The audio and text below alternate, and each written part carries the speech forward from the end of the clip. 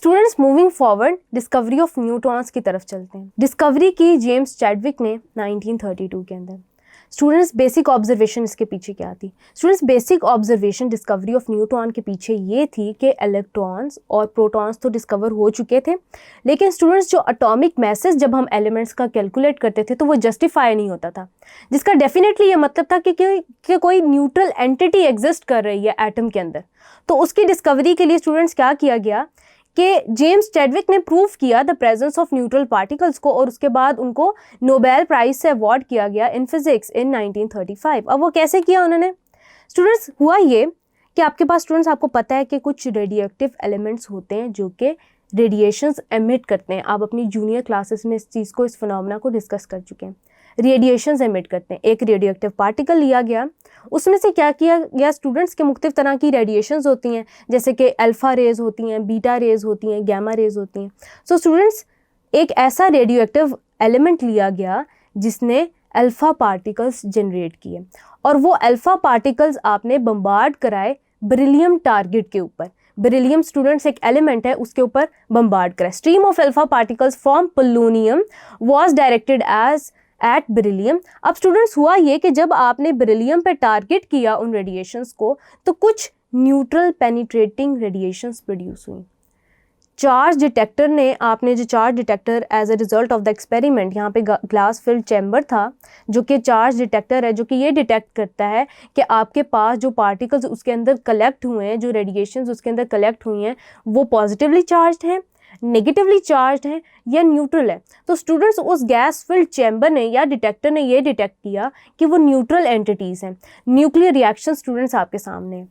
अब स्टूडेंट्स जो alpha particles होते हैं वो हीलियम न्यूक्लाई होते हैं, तो आप उनको हीलियम से रिप्रेजेंट करते हैं, हीलियम एलिमेंट से प्रेजेंट करते हैं। जब हीलियम ने बेरिलियम टारगेट पे बम्बार्डमेंट की तो स्टूडेंट्स बेरिलियम कन्वर्ट हो गया कार्बन 12 के अंदर। अब जब वो कन्वर्ट हो गया कार्बन 12 के अंदर, तो एज अ रिजल्ट स्टूडेंट्स कुछ न्यूट्रल पार्टिकल्स की, क्योंकि हमें पता चल गया था कि डिटेक्टर में न्यूट्रल पार्टिकल्स हैं, तो हमने क्या किया, हमने अज्यूम किया कि जो न्यूट्रल एंटिटी उसमें से निकली है वो in the form of neutron निकली है, और उसका जो मास है वो 1/0 है, जैसे कि स्टूडेंट्स आप यहाँ पे भी देख सकते हैं। अब स्टूडेंट्स प्रॉपर्टीज हमने डिस्कस करनी है कि प्रॉपर्टीज क्या है न्यूट्रॉन्स की। इन न्यूट्रल एंटिटीज को जो कि चार्ज डिटेक्टर ने डिटेक्ट की, उनको न्यूट्रॉन कहा गया, और उनको ये कहा गया कि ये फंडामेंटल कैरेक्टरिस्टिक्स हैं तमाम एलिमेंट्स का, यानी कि एटम के अंदर इलेक्ट्रॉन भी प्रेजेंट है, प्रोटॉन भी प्रेजेंट है, नेगेटिव और पॉजिटिव एंटिटीज भी प्रेजेंट हैं, और न्यूट्रल एंटिटीज भी प्रेजेंट हैं जो कि उनके एटॉमिक मास को प्रॉपरली डिफाइन करती हैं। अब स्टूडेंट्स हम इनकी प्रॉपर्टीज़ को डिस्कस करते हैं वन बाय वन। सबसे पहले स्टूडेंट्स ये डिके करती हैं into proton, electron and neutrino, यानी कि जब ये डिके करती हैं, डिकम्पोज करती हैं, तो प्रोटॉन रिलीज़ करती हैं, इलेक्ट्रॉन रिलीज़ करती है, और न्यूट्रिनो। स्टूडेंट्स जो न्यूट्रिनो है आपके पास, ये एक पार्टिकल है जो कि बहुत कम मास पोजेस करता है। ये भी सब एटॉमिक नेचर का है, यानी कि ये एटम का हिस्सा होता है, ये जो न्यूट्रिनो और एंटी न्यूट्रिनो इस तरह के जो पार्टिकल्स होते हैं। उसके अलावा स्टूडेंट्स जो न्यूट्रॉन्स होते हैं वो गैसेस आयोनाइज नहीं कर सकते, अनलाइक दैट ऑफ इलेक्ट्रॉन्स। उसके अलावा स्टूडेंट्स ये बहुत ज़्यादा हाईली पेनिट्रेटिंग पार्टिकल्स हैं। स्टूडेंट्स आपको याद होगा कि जो आपके पास प्रोटॉन्स हैं और इलेक्ट्रॉन्स हैं वो भी पेनिट्रेटिंग हैं, लेकिन उसके अंदर ये जो कैरेक्टरिस्टिक है न्यूट्रॉन्स के अंदर ये ज़्यादा है as compare to that of electrons and protons. उसके अलावा स्टूडेंट्स ये न्यूट्रल होते हैं इन नेचर, ये डिफ्लेक्ट नहीं होते इलेक्ट्रिक फील्ड से या मैग्नेटिक फील्ड से। उसके अलावा they can knock out high speed protons from paraffins, water, paper and cellulose, यानी कि अगर इनको पास आउट कराया जाए, पैराफिन्स पे बम्बार्ड कराया जाए, वाटर मॉलिक्यूल्स पे बम्बार्ड कराया जाए, पेपर पे या सेलुलोज से, तो ये उसके अंदर से प्रोटॉन्स जो हैं वो रिलीज़ करवा देते हैं, बिल्कुल वैसे ही जैसे ये डिके करते हैं प्रोटॉन के अंदर, इलेक्ट्रॉन के अंदर और न्यूट्रिनो के अंदर। अब स्टूडेंट्स न्यूट्रॉन्स की दो तरह की कैटेगरीज होती हैं, जिनको हम कहते हैं स्लो न्यूट्रॉन्स और फास्ट न्यूट्रॉन्स। स्टूडेंट्स याद रखिएगा कि जो हमारे पास न्यूक्लियर फिशन प्रोसेसेस होते हैं उनके अंदर स्लो न्यूट्रॉन्स की ज़्यादा इंपॉर्टेंस होती है। अब डिफाइन करते हैं इनको कि when neutrons travel with the energy less than 1 electron volt they are called as slow neutrons, while when neutrons travel with the energy greater than 1.2 mega electron volt और more they are called as fast neutrons. तो ये तो students basic difference हो गया।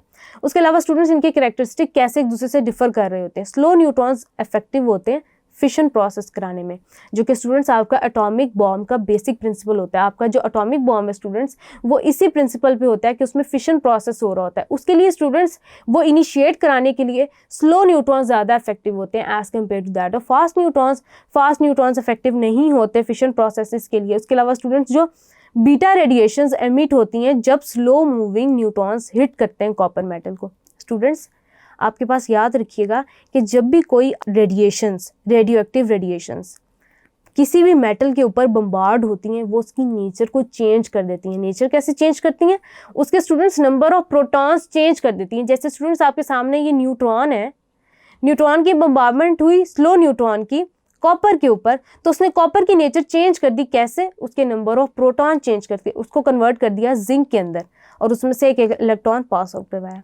उसके अलावा students जब fast neutrons को आप प्रोजेक्टाइल्स के तौर पे इस्तेमाल करते हैं तो न्यूक्लियर रिएक्शंस कैरी आउट होते हैं। जैसे कि स्टूडेंट्स ये भी एग्जांपल है, न्यूक्लियर रिएक्शन की ही एग्जांपल है कि कैसे उसने एक न्यूक्लियर नेचर को ही चेंज कर दिया, यानी कि कॉपर को जिंक में कन्वर्ट कर दिया। और यहाँ पे स्टूडेंट्स नाइट्रोजन, या जहाँ पे न्यूट्रॉन की बम्बार्डमेंट नाइट्रोजन के ऊपर हुई तो उसने नाइट्रोजन को बोरॉन में कन्वर्ट कर दिया और साथ में alpha particles in the form of helium nuclei emit करवाए।